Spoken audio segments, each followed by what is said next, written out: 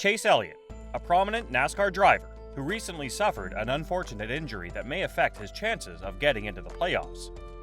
He is one of the most talented and exciting drivers in the world of NASCAR.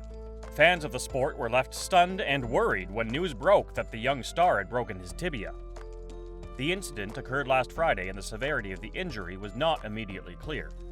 Many people are wondering how such a serious injury could happen to someone as skilled and experienced as Elliott.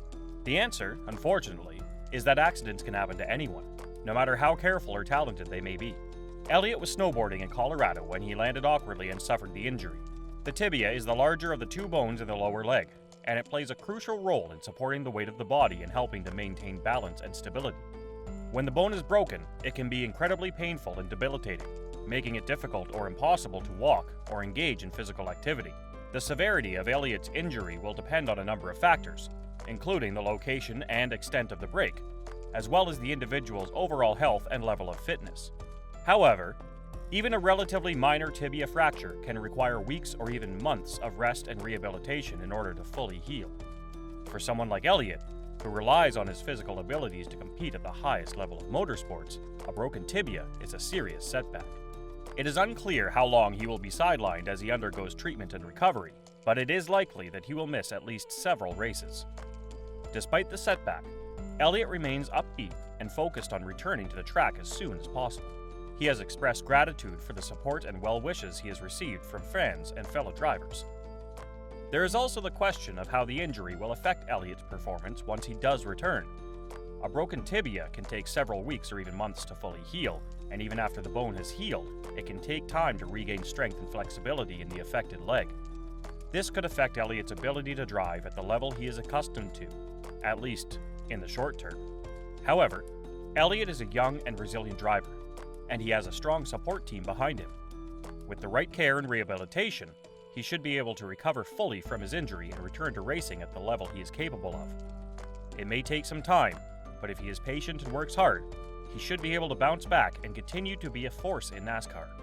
So, can Hendrick Motorsports do it without him? Hendrick Motorsports has a strong team of drivers, which was demonstrated in the last race where the other three drivers, William Byron, Kyle Larson, and Alex Bowman, finished first, second, third. This shows that the team is capable of performing at a high level even without Elliott. The team has a deep pool of talent, with all four drivers capable of winning races and contending for championships. Hendrick Motorsports is one of the top teams in NASCAR, with a history of success and a reputation for excellence. If Elliott is unable to race for an extended period, the team will likely look to a substitute driver, as teams have done in the past when their regular driver was unable to race. It isn't certain yet if Josh Berry will continue as the replacement driver, or Jeff Gordon will step in. In terms of the playoffs, Elliott may not be eligible if he misses several races due to his injury. NASCAR rules require drivers to compete in all races or receive a waiver for extenuating circumstances. If Elliott does not receive a waiver, he will not be able to compete for the championship. While losing Elliott to injury is certainly a setback for Hendrick Motorsports, the team has the talent and depth to continue to perform at a high level without him.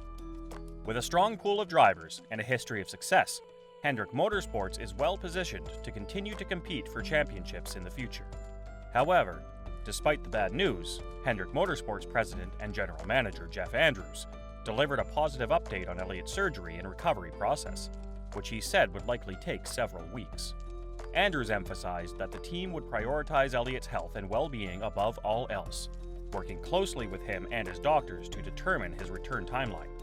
Despite Elliott's absence, Hendrick Motorsports still managed to dominate the recent Pennzoil 400 race at Las Vegas Motor Speedway.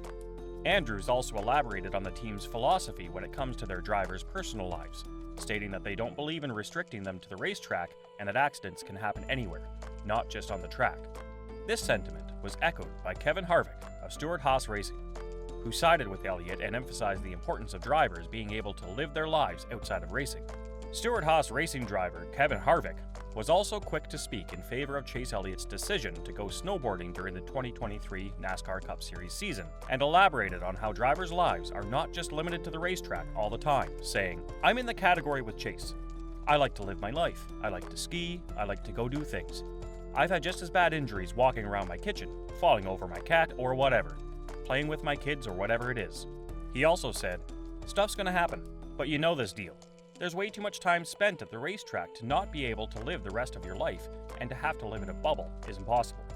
It remains to be seen how soon Chase Elliott will be in proper enough shape to drive in the highest echelon of stock car racing. Also, NASCAR needs to update the waiver system after the 2023 season due to Chase Elliott's injury. NASCAR needs to update the waiver system, but it cannot come until after the 2023 season. Many people want to argue that NASCAR should set a new precedent with Elliott's situation, but it would be truly unfair. Maybe if Elliott knew that he would fully risk his chances at making the NASCAR playoffs while snowboarding, he would not have even taken the risk. It opens up a can of worms and truly makes it a controversial subject. NASCAR can't stop drivers from living their lives, but at the same time, there clearly needs to be a line drawn on what makes you playoff eligible. First off, if there are 0 reasons to miss a race and a driver does not have a ride, that should not make them playoff eligible. Next, should NASCAR draw a line in making extreme, non-racing activities on a case-by-case basis for whether waivers should be approved? It truly is a difficult question to answer.